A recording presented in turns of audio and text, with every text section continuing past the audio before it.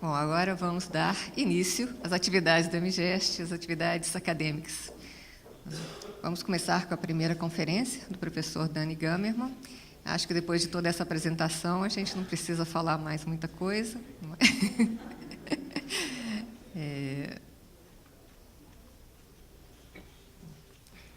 Então, com vocês, professor Dani Gamerman, para a primeira palestra do dia.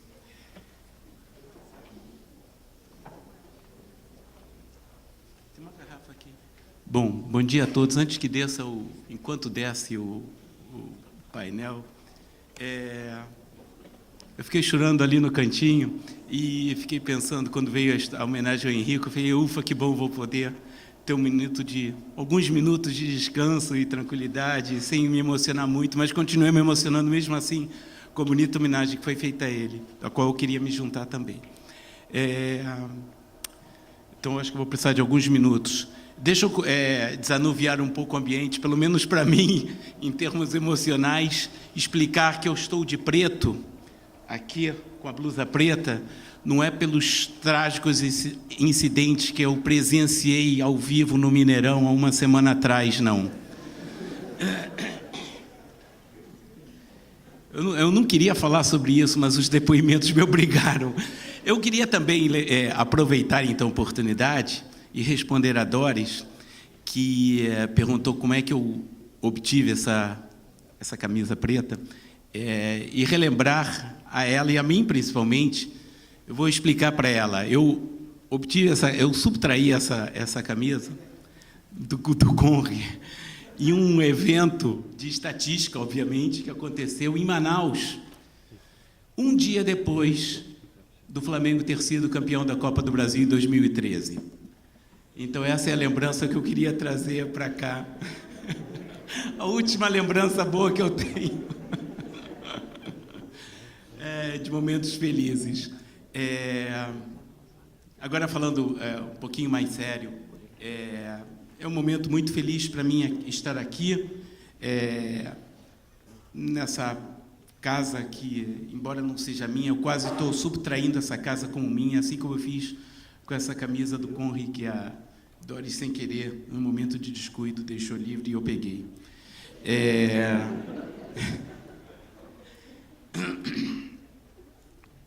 Sim. Outra coisa que eu queria aproveitar a oportunidade... Como é que abre aqui? Abre sim, tem aqui.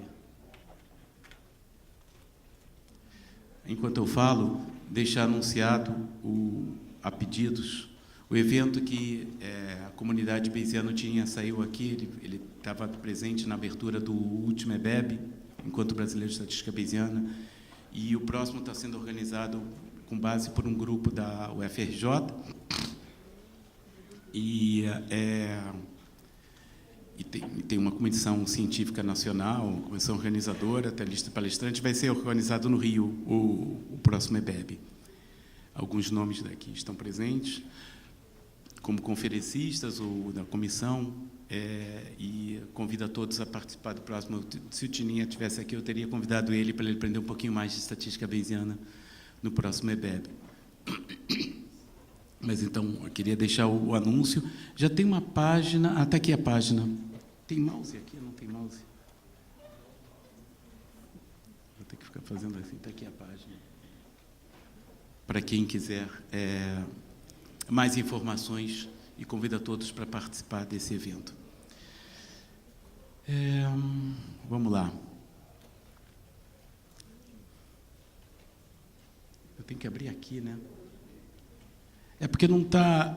não, abriu certo, tá bom. Não abriu certo. Oi? O Adobe estava aberto.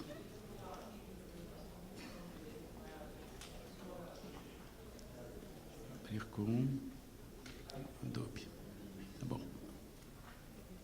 Vai ficar isso o tempo todo. Bom... deixa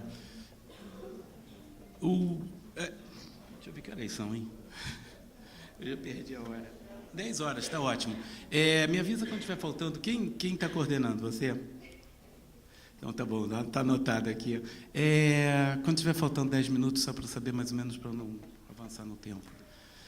Esse título não é muito bom, não, mas ele procurou refletir um pouco de como eu queria falar para vocês. A encomenda que eu recebi era que fosse uma palestra a nível de graduação, e é isso que eu vou tentar fazer. O título está muito, eu acho, além de achar o título ruim, eu acho meio hermético e eu acho pouco elucidativo. E estou conseguindo ver aqui.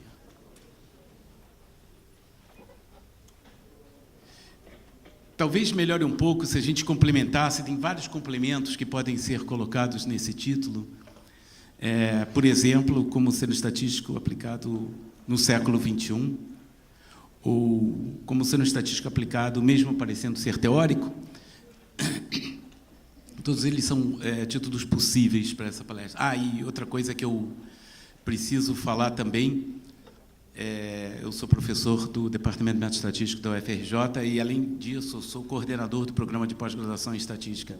Então, queria só deixar informado aqui a minha condição. Se alguém quiser falar sobre o nosso programa, tiver interesse em saber mais, eu posso fornecer mais dados depois, para quem tiver interesse, tá?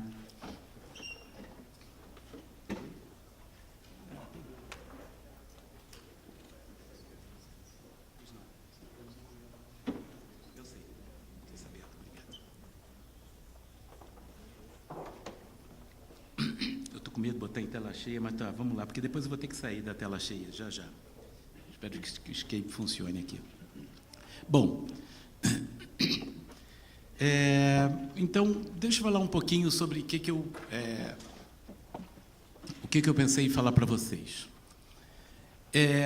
Basicamente, eu queria falar um pouco sobre questões mais básicas, sobre o que eu entendo ser estatística. Aí, uma coisa importante que eu esqueci de falar, essa palestra não é uma catarse profissional, vamos colocar assim, mas não é uma lição de vida, não. Então, não é como ser o estatístico aplicado, é como ser um estatístico aplicado, dentre vários outros tipos possíveis de estatístico aplicado. E é dentro desse contexto que eu gostaria que vocês entendessem o que eu vou estar falando, tá? Bom, a função do estatístico, basicamente, no meu ver, é analisar dados, olhar para os dados, saber analisar, e isso a princípio parece uma tarefa simples, mas quando a gente começa a se deparar com dados, a gente começa a descobrir que não é tão simples quanto a gente imaginava. E o que a gente tem que fazer, quando a gente analisa dados, é descobrir padrões, ou descobrir verdades, e eu queria enfatizar o S, caracterizando o plural da palavra verdade. A gente não vai descobrir a verdade. Existem, sobre todos os aspectos da vida, existem várias verdades para serem descobertas. E a função do estatístico é essa, tentar descobrir aquelas que talvez sejam mais relevantes, mais óbvias e mais aparentes, dentre todas as verdades que possam existir em um processo de observação. Então, a nossa matéria-prima são os dados. É com isso que a gente vive. E é fundamental, portanto, saber olhar para eles. E eu vou apresentar para vocês, o que eu pretendo, ao longo da minha apresentação, é mostrar para vocês algumas instâncias diferentes dessa questão de olhar os dados e tentar enfatizar, ainda que de forma muito pontual e muito específica, como essa tarefa de olhar os dados pode ser muito longe de óbvia e talvez fazer com que a gente não olhe para o principal, para o que está mais aparente, mas procure tentar ver talvez algo que está lá, mas que não está tão aparente. Eu espero deixar isso um pouquinho mais claro ao longo da apresentação. Como que a gente faz isso? A caixa preta que a gente faz isso é algum tratamento estatístico, alguma abordagem que cuide disso, que pode ser através de técnicas de manipulação dos dados, através de mecanismos dos mais variados, mas eu prefiro olhar essa caixa preta como a utilização de uma metodologia baseada em modelos, baseada em frases que sejam compreensíveis e contestáveis, se for o caso. Ou seja, que sejam discutíveis e que tenham uma base que seja coerente, que consiga falar com ela mesma do começo ao fim. Eu quero ilustrar essas ideias através de meu trabalho recente e, como eu já falei antes, eu não vou botar fórmulas nem detalhes técnicos. Eu até trouxe as fórmulas, se alguém, sob tortura, pedir para eu apresentar, mas eu vou apresentar só gráficos, mapas e figuras. E vídeos. Deixa eu começar fazendo uma apresentação de um conjunto de dados. Esse conjunto de dados é um vídeo, é um filmezinho. É um filme extraído das Olimpíadas, da cerimônia de premiação de uma competição de judô de 2016. E aqui tem dados, tem muitos dados aqui, presente para vocês. Vocês estão vendo? No primeiro plano aparece a Rafaela Silva, brilhante judoca brasileira, que ganhou a primeira medalha das 7 medalhas de ouro que o Brasil ganhou nessas Olimpíadas. O que a gente vê nesse conjunto de dados? A gente vê uma desportista. Entretanto, esse encontro aqui não é um encontro de esporte, é um encontro de estatística.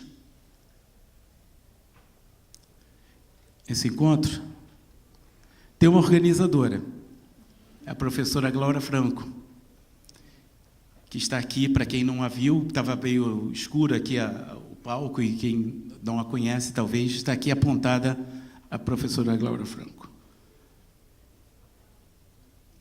Essa é uma personagem relevante para nós aqui, embora a Rafaela Silva, lá fora dessa sala, seja talvez para nós a figura mais relevante, essa é a figura mais relevante para nós aqui.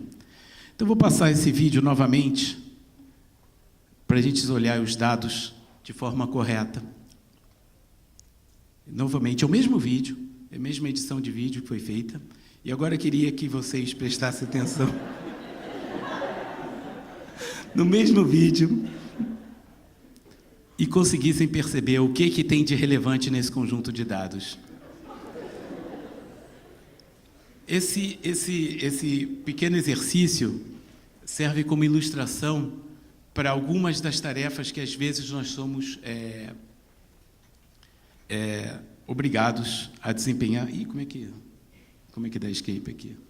Chega, né? Já vimos, todo mundo entendeu a mensagem. Entenderam a mensagem? Tá bom, então vou voltar aqui. Agora sim, em tela cheia, do início ao fim. Então, o que eu quero fazer, e pode parecer uma brincadeira, e de uma certa forma foi uma brincadeira, em represália à homenagem, mas é isso que eu quero mostrar, que acontece, de uma certa forma, nas análises que a gente precisa fazer. Eu queria aproveitar para dizer que essa conferência é dedicada à coordenadora-geral do evento.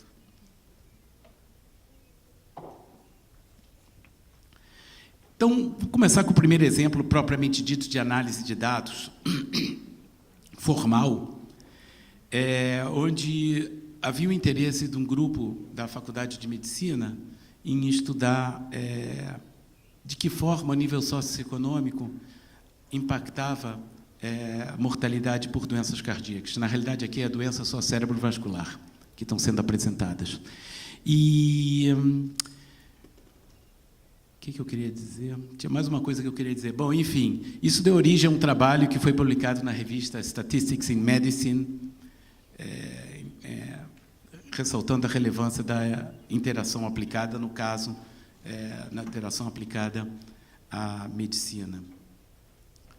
Esse trabalho, na realidade, foi um trabalho que até foi baseado em teses de doutorado, que foram baseadas em teses de doutorados mais antigas, como a da Edna, que acabou de entrar.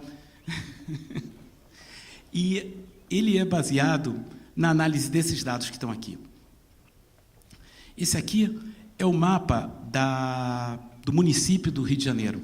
Não sei se vocês conhecem a geografia da cidade.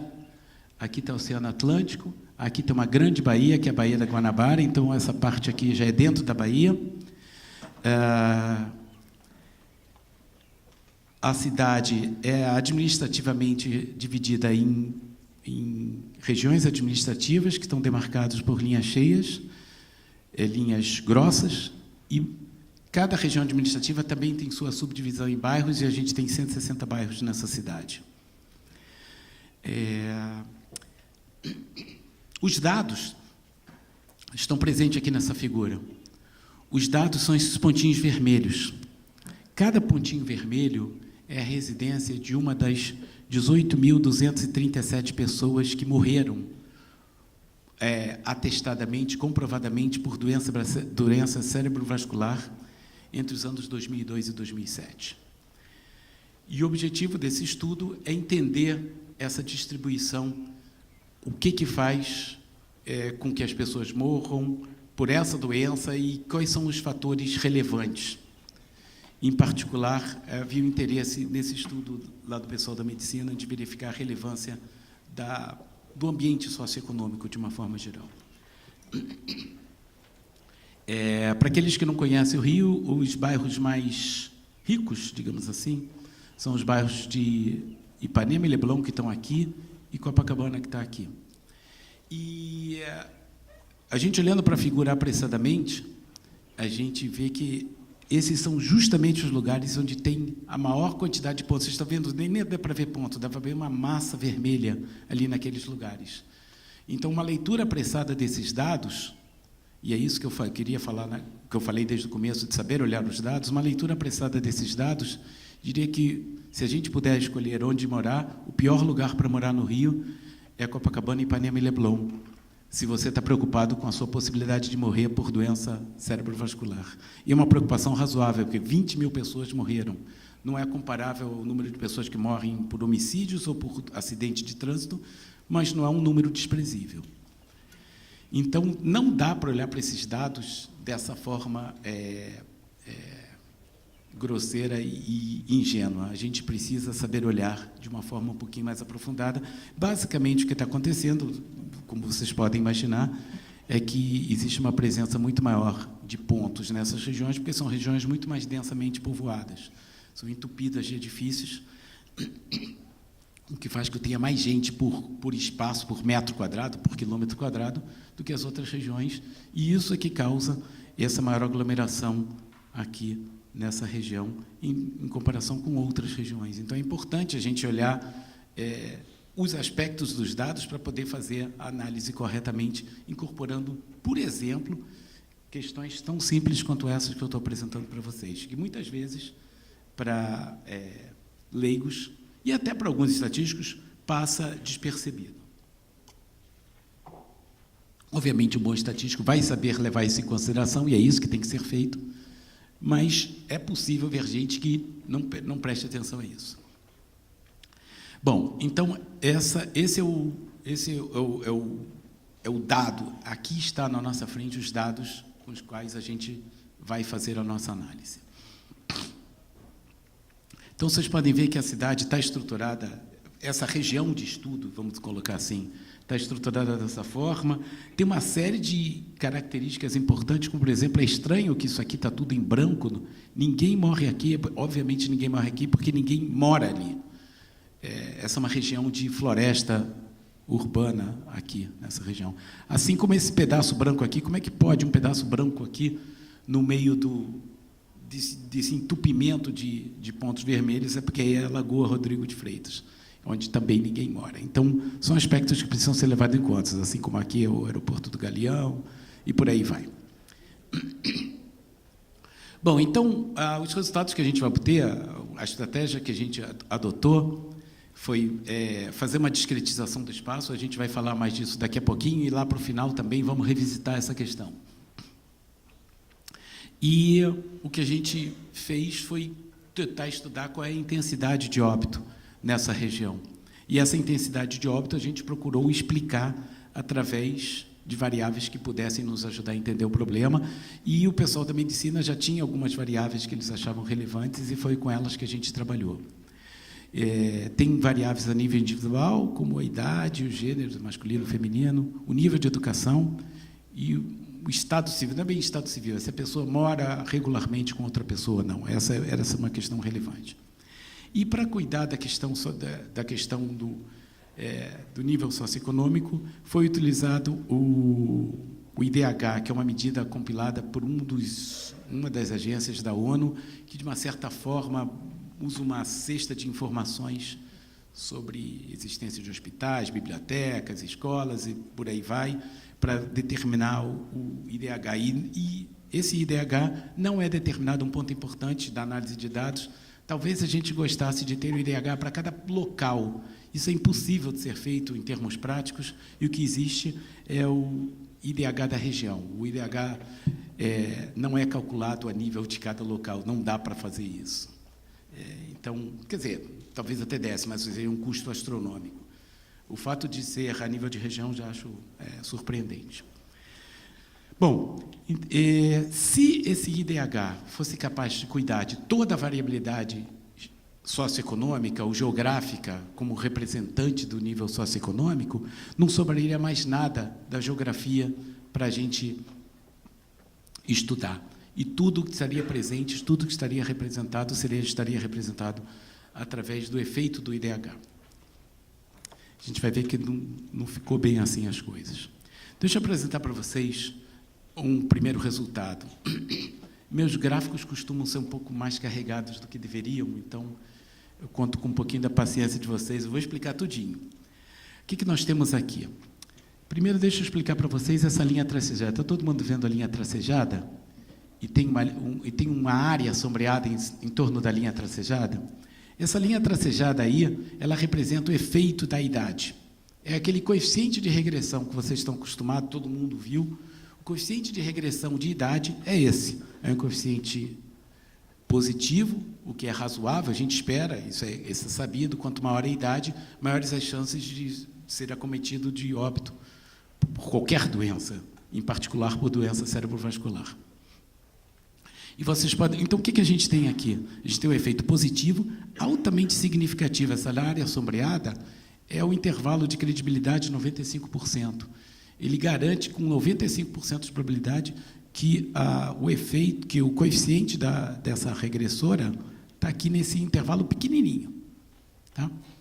Só que a gente foi além disso. Além de modelar o efeito, modelar a intensidade com efeito fixo, que é digamos, um padrão, podemos colocar dessa forma, a gente permitiu que os efeitos variassem ao longo do espaço. E, de acordo com a nossa discretização, a variação que a gente permitiu foi a variação ao longo das regiões. Cada região tem direito ao seu efeito. Em cada região, a idade poderá interferir. A gente permitiu que a idade tivesse um efeito diferente ao longo das regiões. Tá? E o que vocês podem ver, sem entrar em muitos detalhes, é que existe uma variação brutal dos efeitos. Eu estou tomando como base a própria linha dos efeitos médios, vocês podem ver que tem efeitos que são estão localizados significativamente acima da linha do efeito médio, do efeito único, digamos assim, efeito comum. E tem outras que estão localizados em efeitos significativamente abaixo. Então, claramente, existe uma relevância muito forte da região para a caracterização do efeito da idade no padrão de mortalidade. E isso, a idade é só um dos exemplos. Todas as outras covariáveis apresentaram um padrão parecido. Idade foi o efeito mais gritante, mas todas apresentaram esse padrão de grande variação ao longo do espaço. O que, para mim, é uma caracterização clara da relevância de permitir que o efeito varie ao longo do espaço e que é importante a presença dessa componente para expressar algo que os dados estão querendo nos dizer. Os dados estão dizendo, não ponham um efeito fixo, que é o que a gente aprende nos nossos cursos de graduação, e é isso que tem que aprender mesmo. A gente precisa ir além se a gente quer caracterizar os dados de forma correta. Os maiores coeficientes estão nas regiões mais ricas e os menores conscientes estão nas favelas. Essa aqui é a favela é o Complexo do Alemão, aqui é Rocinha, Maré, e por aí vai. Tá? Uma coisa também meio ruim, que atrapalha, mas faz parte, é que o efeito que mais aparece, que mais grita, é o menos relevante, é o menos importante, onde tem maior incerteza, ou de maior intervalo de credibilidade. Então, esse é o que deveria estar chamando menos a atenção, é o que chama mais atenção. É o efeito da ilha de Paquetá, que é uma ilha com pouca gente, pequena e afastada de tudo, então ela tem um efeito diferente mesmo. Esse efeito pode ser tradutível de uma forma que os médicos entendam melhor como risco relativo. O risco relativo é a comparação das chances de morte de duas ou mais. No caso de duas características diferentes, aqui eu estou comparando duas idades diferentes. Quanto a mais aumenta as chances de morrer de um cara naquela região para um cara nessa mesma região, mas 10 anos mais velho. E vocês podem ver que os riscos de morrer variam também brutalmente. Eles variam de 50%, está aqui em média, 50%, 1,5%, até 2,5%, ou seja, 250%, 270% nas regiões mais ricas. O efeito médio levou em conta, basicamente, a média de todo mundo, porque esses caras, embora eles apareçam com peso igual, tem muito mais gente morando aqui, então eles entram com peso maior. E esses aqui todos, né? Então, esses caras, embora sejam muito mais para baixo, na média, não é uma média comum, é uma média ponderada, tem muito mais gente morando nessas todas as regiões do que nessas poucas aqui. Por isso que a média acaba ficando mais perto lá de cima. Tá? Isso poderia nos levar a supor que é muito ruim morar em Ipanema e Leblon. Vocês viram que é mais uma confirmação de como é ruim morar em Ipanema e Leblon. Isso, de novo, uma informação apressada. Essa aqui é a comparação de duas pessoas morando em um lugar e morando em outro. Eu não estou comparando uma contra a outra. Estou comparando o efeito de ter mais 10 anos. É diferente de comparar uma contra a outra. E eu já vou voltar a esse ponto para deixar isso bem claro para vocês. Então, como eu falei, as outras covariáveis têm efeitos parecidos, e tem alguns efeitos que são significativos, outros não. Enfim, isso fornece evidência do modelo de efeito fixo. O coeficiente do IDH, vocês viram que essa variação espacial enorme, mesmo com o efeito do IDH sendo altamente relevante. Mesmo assim, sobrou explicação espacial que não foi contemplada pelo IDH. Tá? Além disso, como se isso não bastasse, a gente, botando algum critério de ajuste no modelo, o modelo com efeitos variando foi melhor. Aqui a gente tem uma comparação entre as regiões. E aqui a gente pegou a configuração que a gente chamou de protetora, que é a melhor configuração possível. É ser mulher e não homem, ser jovem e não velho, morar com alguém e não morar sozinho, e ter mais educação. E o que aconteceu aqui é o mapa dos riscos relativos contra a região 6, que é a região mais rica, de Ipanema, Leblon. E aqui vocês podem ver claramente se vale a pena ou não morar no Leblon se você está preocupado com doença cerebrovascular.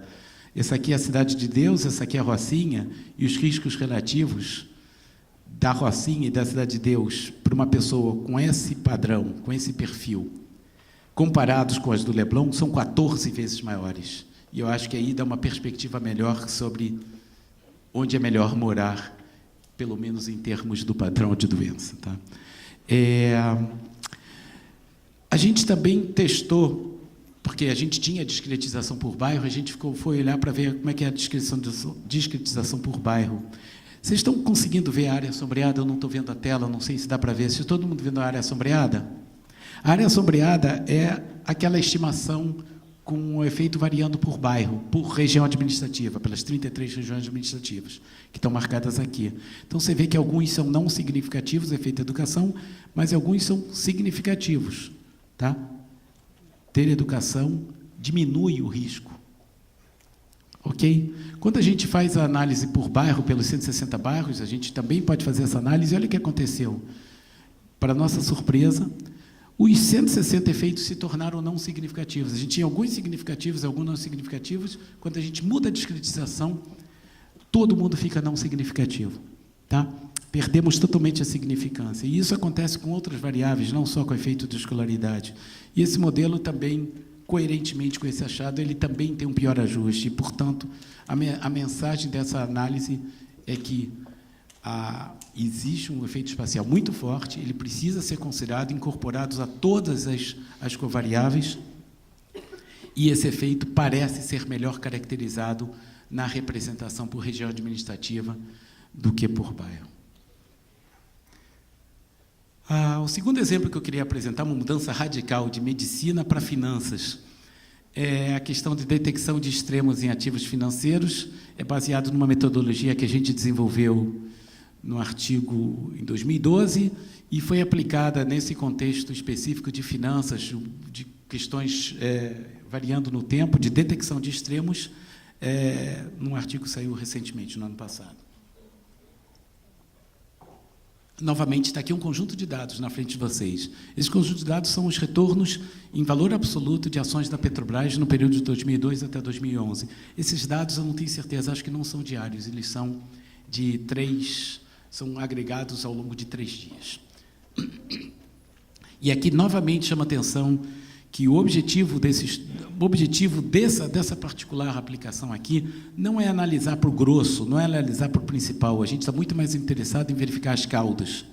Então, aqui, nessa particular análise, é mais um exemplo que a gente tem que tomar cuidado com o que a gente está olhando para ver que tipo de verdade a gente está querendo achar. Tá? E, portanto, o grande interesse, na maioria, boa parte, na maioria não sei, mas em boa parte das análises, não é caracterizar o centro da distribuição, mas olhar para caudas, porque nas caudas estão as grandes perdas e os grandes ganhos que podem ter investidores no mercado financeiro. E questões associadas que a gente pode estudar é se existe algum limite para o retorno, ou teoricamente esse retorno poderia explodir para mais infinito em valor absoluto, quando a gente está em período de crise. Aqui é um período de crise, claro, que vocês estão vendo aqui, 2008, teve uma crise financeira mundial e, obviamente, teve reflexos no Brasil e no mercado financeiro brasileiro. E não só saber se existe limite, mas a gente poderia ir um pouco além, como estatísticos, e se perguntar se a gente pode quantificar essa probabilidade de haver uma crise ou uma instabilidade. Então, 2 perguntas que a gente focou em responder. E aqui está um gráfico, novamente, supercarregado com os nossos resultados. Esses resultados são baseados em um modelo de séries temporais para a cauda, um modelo de séries temporais que cuidava não da média das distribuições, mas cuidava da cauda das distribuições, porque esse era o nosso foco dessa análise. Os dados originais estão aqui, de novo, reproduzidos. Essa linha cheia que vocês estão vendo aqui é a estimativa média do quantio, 99,9999% para cada instante de tempo. Ok? E essa outra linha que está quebrada, vocês estão vendo aqui? Aqui nem dá para ver porque não tem. Está aqui outra linha quebrada, é a linha do máximo, porque existe uma caracterização teórica para o processo que a gente está apresentando aqui através de modelos. E, por essa caracterização teórica, é possível ter máximo, mas é possível não ter máximo, o que preconizaria a possibilidade de ter um ganho ou uma perda potencialmente infinita. Então, o que a gente vê aqui é que a gente consegue estimar os máximos quando a gente supõe que eles possam existir, mas a gente também consegue quantificar o quantio 99,9999, ou seja, o acontecimento que a cada não sei quantos milhões de unidades de tempo poderiam estar acontecendo. Tá? Aqui a mesma figura novamente, eu queria falar um pouquinho sobre essa área sombreada. E a gente poderia definir que há crise ou instabilidade no mercado financeiro quando for preconizada a existência de um limite infinito e não de um limite finito. E a gente pode ver que aqui parece estar havendo uma caracterização, nesse grande período aqui, da possibilidade de um limite infinito para o retorno. E, além disso, essa área sombreada ela fornece a probabilidade disso acontecer. Então, não só a gente vê se existe o limite finito ou infinito, a gente tem condições de fazer, com auxílio da modelagem adotada, a conta de qual o valor da probabilidade. Às vezes, ela é de 100% de existência. Aqui é a probabilidade de um limite finito, tá? Então, aqui, nesses períodos aqui, um período de calmaria do mercado financeiro, a probabilidade de um limite infinito é 0, ou de um limite finito é 100%. Tá? E aqui, nesses períodos, nessas janelas aqui, a probabilidade cai a valores muito baixos. Então, a gente tem também esse instrumento que pode ajudar analistas do mercado financeiro a entender melhor o que está acontecendo e, talvez, estudando padrões do que aconteceu nesses momentos, ajude a entender como se comportar para os tempos futuros. Bom, chegamos em Minas. Outra coisa que eu esqueci de falar desde o começo, essas aplicações são relativamente recentes, mas não são tão recentes assim. Então, muitos aqui já assistiram apresentações sobre ela. A primeira apresentação, a primeira análise de dados eu apresentei no MGEST de Varginha, que aconteceu há 2 anos, 1 ano a 2 anos. Ano passado. Então, peço desculpas àqueles que assistiram já pedaços dessa apresentação. Espero que não tenha alguma que alguém não tenha assistido em algum momento. Essa aqui também foi uma apresentação que eu já fiz em algum outro encontro, acho que no encontro bayesiano, talvez já tenha feito aqui numa palestra da UFMG, é sobre identificação do clima em Minas. Essa foi uma análise que a gente também publicou. O que a gente fez foi o seguinte, a gente olhou dados de 16 estações monitoradoras de chuva, eu, sinceramente, não sei se existem mais, o que a gente teve à nossa disposição foram essas 16, naquele momento, e a gente não usou as 16, a gente usou só 14. 2 foram deixadas de fora, Pirapora e Caratinga. Tá?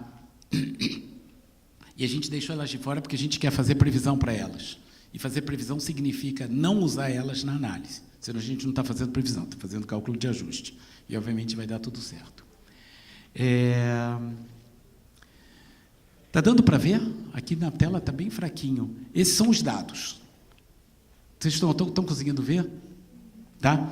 Bom, os dados que a gente tem aqui, essa linha cheia, ela está mostrando o nível de chuva, a precipitação pluviométrica em cada região, em cada uma dessas cidades. BH está aqui. Só que a gente não usou, para testar a nossa metodologia, se ela estava funcionando mesmo, a gente jogou fora a informação, algo que o estatístico nunca deve fazer, mas a gente jogou fora a informação e usou apenas a presença, ausência de chuva. A gente simplesmente olhou se tinha ou não tinha chuva naquele particular dia, naquela estação. Tá bom? E aí, o que a gente procurou fazer são 2 coisas. Primeiro é tentar caracterizar que tipo de informação a gente pode extrair dessa quantidade de dados. Tem ou não tem chuva nessas 14 estações? E depois fazer previsão com essa análise. E a solução que a gente adotou foi uma análise fatorial, que muitos já devem ter usado, pelo menos ouvido falar, onde a gente procurou determinar padrões caracterizados pelos fatores. No caso de Minas, a gente acabou encontrando 2 fatores. Basicamente, vocês podem olhar só a coloração, e o que a gente faz é interpretar os fatores. A gente não deu nenhuma outra informação, não consultamos um geógrafo, um climatólogo, nada. Só usamos, choveu ou não choveu, nessas 14 estações ao longo de um determinado ano. E o que a análise fatorial nos fornece, ela descobre uma verdade para a gente.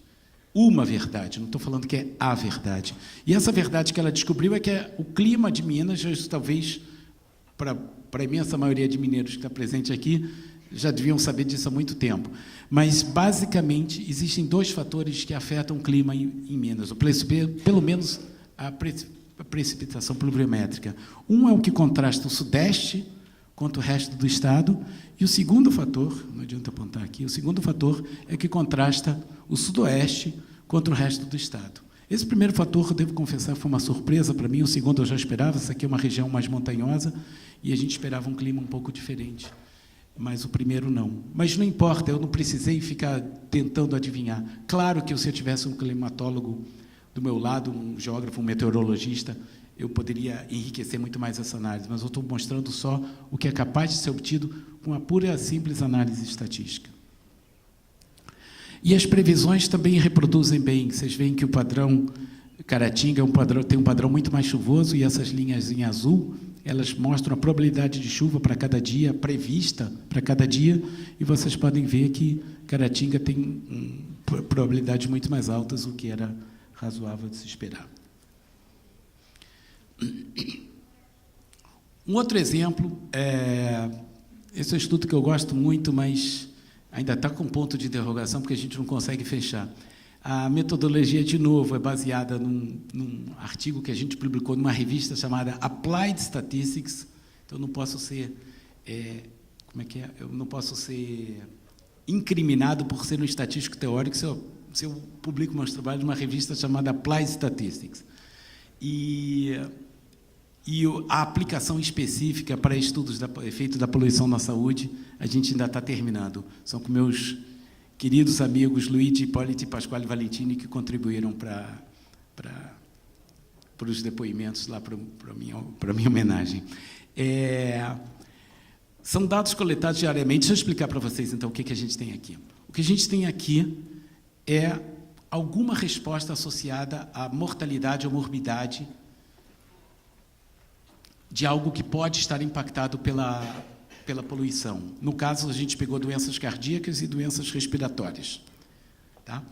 E a gente explica, a gente quer explicar, a gente gostaria de explicar através de poluição. Tem um monte de trabalhos na literatura que procura fazer essa verificação de como o nosso X aqui, os poluentes, impactam Y. Só que, infelizmente, a vida não é tão simples, não dá para só botar um modelo com X impactando Y, a gente tem o clima também intervindo nesse sistema, e o clima impacta tanto os poluentes quanto as respostas. No caso, é a morbidade, que a gente está estudando aqui, tá? Por 2 tipos de doenças. Então, o modelo que eu chamei de modelo canônico, esse aqui é o modelo de regressão. X explica Y, Z explica X e Z explica Y. A área que a gente pegou para trabalhar é a área envolvendo 2 regiões da Itália, do norte da Itália, Lombardia e Piemonte. A capital da Lombardia é Milão, que fica aqui, e a capital do Piemonte é Turim, que fica aqui. E o que a gente tem aqui são a caracterização das áreas, das sub-regiões, eu não sei como é que se chama, distritos. Os distritos nos quais essas regiões são divididas, e é assim que vêm os dados. Os dados de Y, da morbidade, eles são fornecidos agregados por região. E os dados, tanto de poluição quanto de clima, são através desses pontinhos. Então, existe um problema relativamente complicado, não é um problema simples, de como alinhar. Esse problema recebe o nome de alinhamento. Como a gente alinha X com Y e Z? X está sendo medido em áreas e Y e Z está sendo medido em pontos. Como é que a gente relaciona Y e Z com X? Não é uma tarefa simples, eu não vou responder ela como é que faz isso. Eu só queria que vocês soubessem que existe esse problema. Tá? E tem inúmeros trabalhos, se vocês bobearem, tem livros escritos sobre a questão do desalinhamento espacial. É um problema complicado. Esse cara impacta esse aqui? Como? Como é que eu meço? Boto todos? Isso torna um problema de tamanho grande. O tamanho desse problema já é grande. Olha os dados que a gente tem. A gente tem 20 mil dados de resposta, porque a gente tem 2 respostas em 28 distritos ao longo de 365 dias. Variedades explicativas é pior ainda, a gente tem 164 mil observações. Aqui são o número de estações de cada um dos 4 poluentes por 365. Confundimento também é a mesma coisa. E, portanto, o modelo canônico, aquele modelo que a gente gostaria, é inviável. Ele fica grande demais, não dá para fazer análise com ele, não só por questão de capacidade computacional, porque a capacidade computacional a gente talvez até possa resolver nos dias de hoje, mas simplesmente para entender quem impacta quem e como que está sendo feito esse impacto. E se a gente simplificar demais esse impacto para ficar com um conjunto razoável de explicações, a gente vai acabar restringindo, talvez, demais o problema. Então, não dá para resolver pelo modelo canônico. E eu suprimi o Z dessa figura porque ia torná-la mais complicada ainda. E a solução que a gente adotou foi a solução parecida com o problema da chuva em Minas. Ao invés de trabalhar de novo com essa montanha de dados que tem em Y e X, a gente faz uma análise fatorial e faz análise em cima dessa análise fatorial. A gente constrói o nosso modelo de regressão em cima dos fatores e não em cima das respostas propriamente ditas. Com isso, a gente consegue uma série de ganhos. Primeiro, de quebra, e sem ser nosso objetivo, a gente resolveu o problema do alinhamento espacial, porque agora, espaço, no meu entender, e eu sou leigo, deixo isso bem claro, no meu entender, espaço não é uma variável relevante para explicar como é que a poluição afeta a saúde. É muito mais a ver com o que a gente respira do que onde a gente está. Onde a gente está só afeta porque a gente tem a questão dos poluentes dos locais onde a gente está e das características do serviço de saúde para onde a gente está. E não tem a ver com problema biológico, digamos assim, em si. Então, a gente resolveu o desalinhamento espacial simplesmente através da construção dos fatores que sumarizaram a informação espacial. E a gente constrói aquilo que é uma ferramenta relativamente comum em estatística, que é a função de transferência com defasagens temporais, para levar em conta também o efeito residual que possa ter ficado.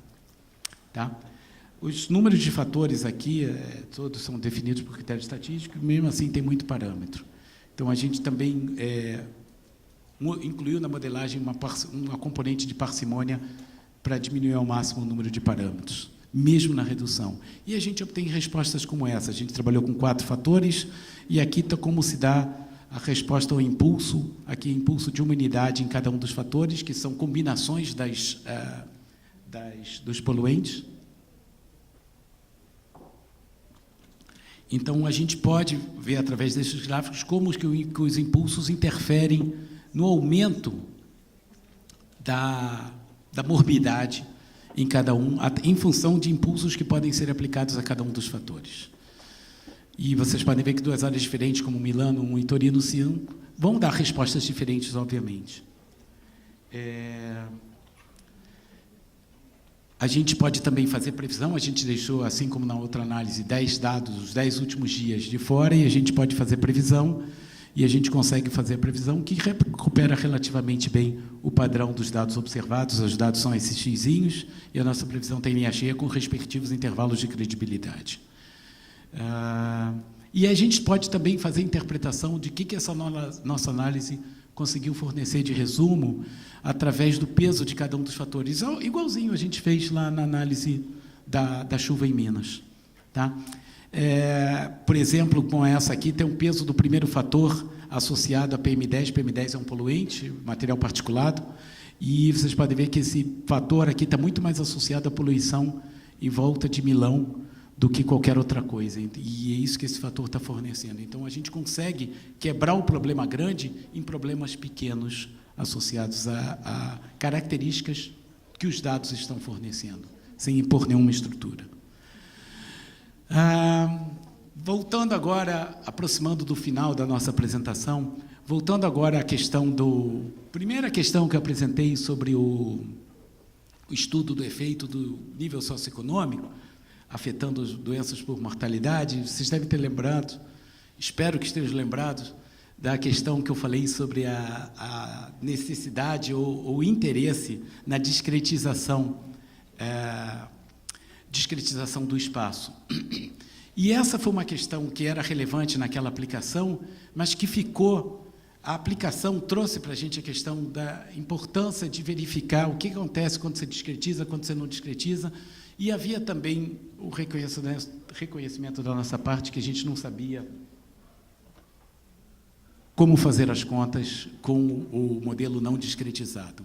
Então, essa aplicação serviu de motivação e agora entra o meu lado teórico também, ao lado do lado aplicado, em procurar formas de resolver o problema associado à discretização para esse tipo de modelo. Então, o que a gente faz?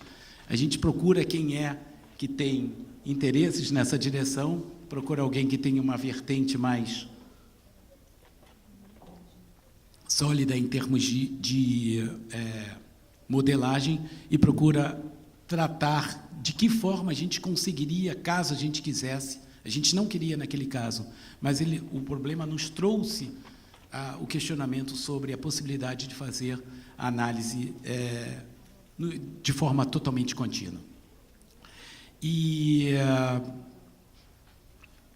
isso, ou seja, aquela aplicaçãozinha, e essa mensagem que eu queria deixar, aquela aplicaçãozinha não, desculpe, aquela aplicaçãozinha porque eu falei de tantas aqui, mas aquela aplicação que foi importante para entender o problema da mortalidade por doenças cardíacas em uma determinada região do mundo, no caso, o município do Rio, serviu como fonte de motivação para tentar resolver um problema que fosse além do município do Rio, fosse além do Brasil, que servisse para o mundo, que é a questão de discretização. Isso tem espaço, isso tem reconhecimento, e o reconhecimento vem se o trabalho é bem feito. E a gente acabou tendo esse reconhecimento em uma revista muito boa de estatística, onde a gente pôde apresentar esses resultados, que são admitidamente teóricos, mas que vieram de uma motivação eminentemente prática, para resolver um problema eminente prático. É de lá que surgiu o interesse para resolver esse problema. Tá? E, obviamente, para tratar as questões de forma contínua, a gente acaba tendo que lidar com quantidades que são infinito-dimensionais e, portanto, a gente precisa de técnicas um pouquinho mais elaboradas para tratar do problema. Mas é possível, juntando-se as pessoas certas, a gente consegue. E foi feito, genuinamente nacional, embora tenha sido, vá aparecer de forma internacional. Então, deixa eu só apresentar um exemplo que está no artigo, e esse exemplo é mais abstrato, porque, enfim, depois eu explico por quê, se vocês quiserem, mas o exemplo mais abstrato sobre a ocorrência de carvalhos em uma região qualquer dos Estados Unidos. É um conjunto de dados muito famoso da comunidade que trabalha com estatística espacial. E foi em cima disso que a gente fez a análise. Esses pontinhos que vocês estão vendo aí no mapa são onde tinha carvalho, nessa região de 300 por 300, e essa coloração aqui é a estimativa da taxa de intensidade quando é feita de forma discretizada. E essa discretização pode ser bastante fina. Aqui tem 1.600 regiões, e aqui é baseado em 10.000 regiões, e aqui em 40.000 regiões. É região para caramba, mas é tudo discretizado. Tá? E vocês podem ver que tem uma certa aglomeração, embora, bom, enfim, parece estar aglomerado em blocos esse resultado. Na nossa proposta sem discretização, a gente tem um gráfico que, a nosso ver, parece mais suave, bem mais suave, talvez caracterizando melhor o processo que a gente está querendo estudar. Quando a gente deixa de impor não, deixa de tentar resolver o problema de forma discretizada. Bom, basicamente é isso. A conclusão, então, que eu queria apresentar para vocês,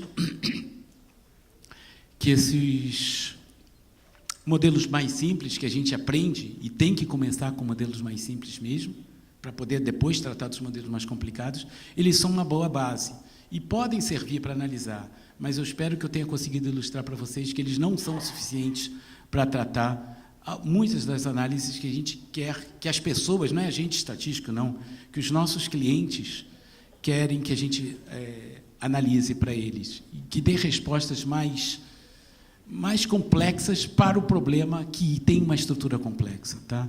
As estruturas dos dados que a gente tem disponível para a gente analisar nos dias de hoje são bastante sofisticadas, as demandas são de complexidade crescente, e a gente tem hoje em dia também uma explosão, junto com a explosão computacional, vem uma explosão de software estatístico. Hoje em dia, quem entra no R fica assustado com a quantidade de software que tem disponível lá para análise. E quando você submete um artigo para publicação, em 99,9% das vezes vem a pergunta se já tem um software em R pronto para que todos possam usar essa análise.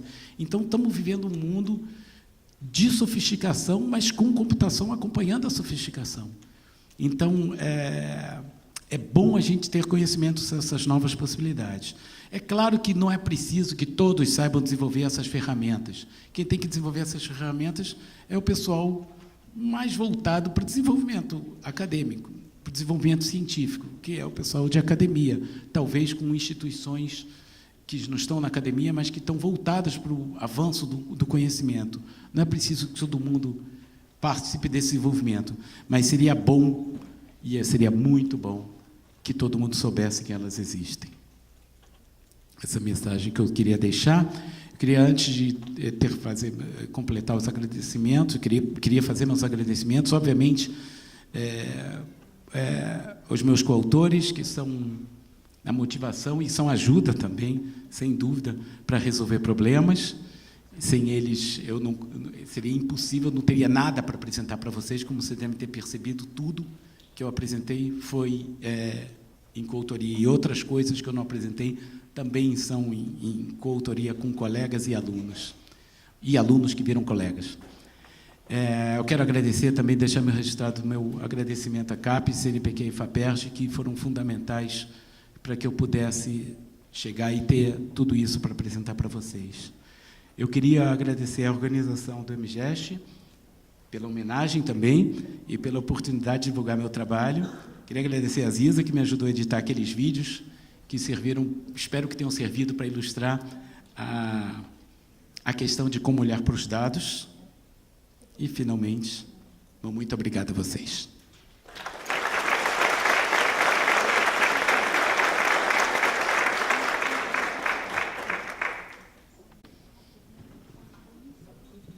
Bom, Dani, obrigado pela apresentação. Como não tem fórmula, e eu não quero ver as fórmulas, tá?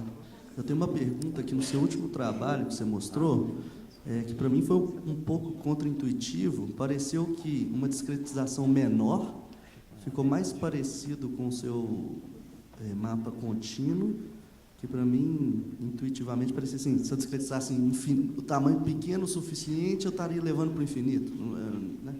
E não foi o que acontece. O outro parece, não é muito próximo do que você tem, mas o mais próximo parece ser esse A. E se você tem alguma intuição nisso aí, por que isso acontece? Não tem. A gente observou isso acontecer também, e, de uma certa forma, aconteceu isso na aplicação, porque na aplicação a conclusão que a gente chegou é que a melhor discretização não era a mais fina, foi a mais grossa em regiões. Eu não sei se o Flávio tem alguma coisa para falar sobre isso, mas a gente já tinha percebido isso acontecendo, e eu não sei responder por que aconteceu isso, mas eu concordo com você, também acho que aconteceu isso.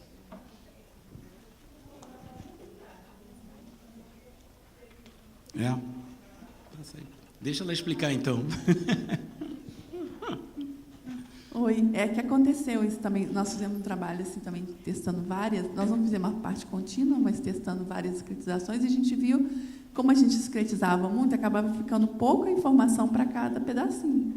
E aí a variabilidade aumentava muito, e você via essa diferença. Então, discretizar muito também não é uma boa.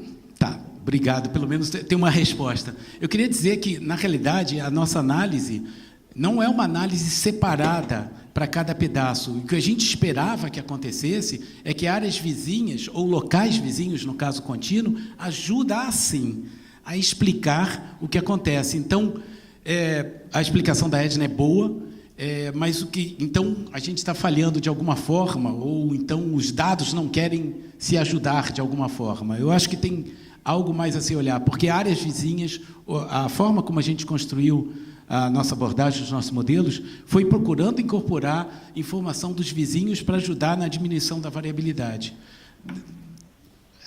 Não fomos muito felizes nessa questão, ou seja, temos mais a procurar, a explorar. eu acho que a gente já está no horário. A gente pode agradecer novamente ao professor Dani. Vou